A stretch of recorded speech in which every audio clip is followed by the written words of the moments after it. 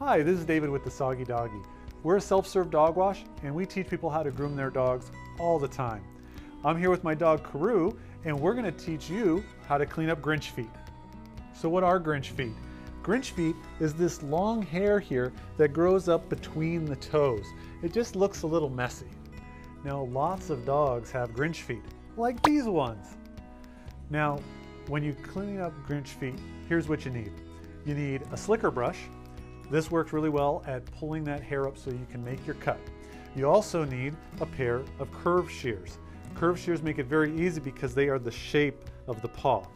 However, if you don't have curved shears, you can use straight shears. That's okay. You just have to be a little bit more careful as you're doing the cut. And then in a little bit, I'll talk to you about thinning shears and how you can use those to make them look even nicer. Okay, so now I'm going to show you how to do the cutting. Now, he's a little bit ticklish about his feet, so you may notice he's going to pull a little bit. Just have some patience and don't cut until you're ready. But what we do is brush up this Grinch foot. Just get that hair so it stands up.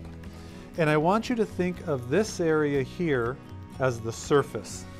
And if we cut up high, it'll still show. If we cut down too low, it'll make a divot. So that's why we want to talk about this surface. If you just cut along the surface, then it will blend. And if you get lucky, a lot of times you can do it in one pass. And you can see how that looks much more cleaned up compared to the first foot. We still will want to take another look and see if there's a little extra that we can get. So we'll just brush that up a little bit more. I know, buddy, it's not your favorite thing, huh? Yeah, you're doing good though. And so then you see how my shear is right there at the surface and we're just cleaning it up. Sometimes you might have to come on the sides here a little bit. Mistakes people make a lot of times. We have a line here that the Grinch feet follows. And instead of keeping the shear at that line, they do it sideways, and that gives it a weird cut. If you just keep it in line, you're going to do just fine. So back feet are a little bit different because of the shape of the leg. So you might have to do it one of two ways. So if we take a look at his foot, sometimes you get lucky and you can pick up the foot this way and they'll be good for you and let you comb up.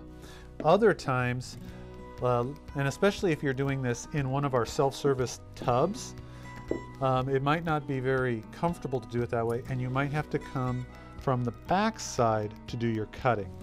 So, but it's the same technique. Comb up the hair, get in line with the Grinch foot, and make your cut.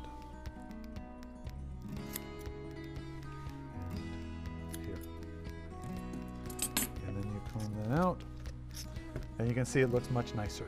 So I'm also going to show you the back foot, this time cutting without lifting the leg. So you have to come from behind and just get right in there, and then you might have to comb it a couple times.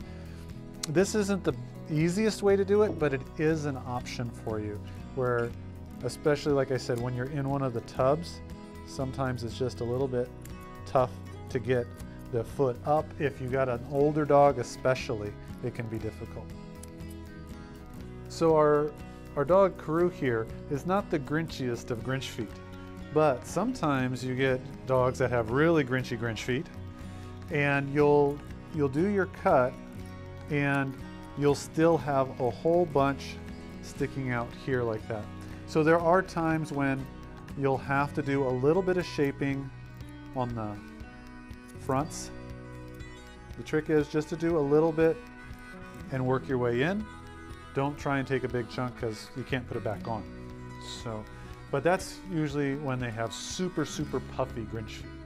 So sometimes you need to do a little extra cleanup around the edges of the paw because you'll have some hair that's kind of sticking out towards the bottom.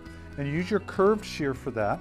And you just keep one blade on the table so you know where the pad is and you don't cut too deep, and you just come through and cut. Now one of the things you can do as well is pick up the opposite foot like so, so that he has to keep his weight on the foot you're trying to trim. And then you can come through and do your cuts. Turn the curved shear around to get the other side, and that cleans it up. And here's the trick with thinning shears. Now we talked about using your curved shear and you can use a straight shear. Those tend to create lines. Thinning shears are very good for blending. And so let's say you make a cut and you've got a divot or a harsh line there. You can take your thinning shear and make small cuts in and around, and it'll help blend that line so you don't see it. And another option, if you just prefer it, you can use the thinning shear instead of your curved or straight. It really comes down to personal preference. So you may notice as I was doing that trimming that Karoo has a lot of hair on the bottom of his pad. Now, some dogs grow that really long and you're going to need to shave that out. We have a separate video that we did on how to shave feet right there. For our self-service customers, when you come into the shop, go ahead and get your dog into the tub and let our staff know that you want to do a trim on the Grinch feet. Just make sure to let them know before you get the dog's feet wet. They'll bring over a slicker and a curve shear for you. It'll only take you a couple minutes, and then your dog's going to look like it's been professionally groomed. Thank you very much for watching our video, and thank you, Karoo, for being a good demo buddy. If you have any questions, please put them in the comments. And if you liked our video, please like, share, comment, subscribe, all that fun stuff. Thank you very much.